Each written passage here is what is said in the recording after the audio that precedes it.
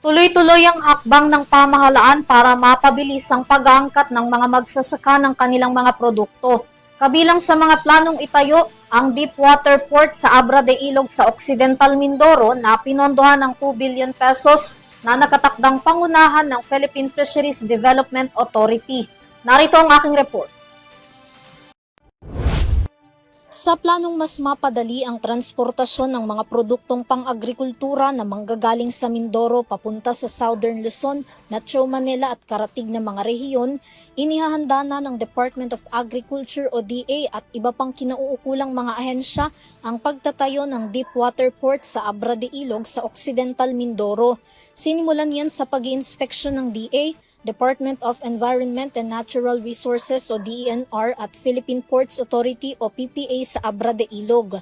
Popondohan ng konstruksyon nito ng higit sa 2 billion pesos na pangangasiwaan ng Philippine Fisheries Development Authority.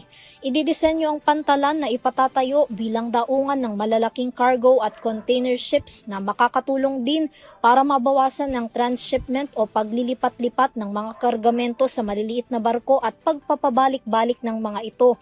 Sa pamamagitan ng maipapatayong pantalan, mababawasan ng logistics, transport costs at iba pang gastusin sa delivery ng mga agri-products. Samantala, ang deepwater port sa Abra de Ilog ay isa lang sa 10 pantalan na plano ring ipatayo upang mapalago pang lalo ang ekonomiya ng bansa pagdating sa agrikultura.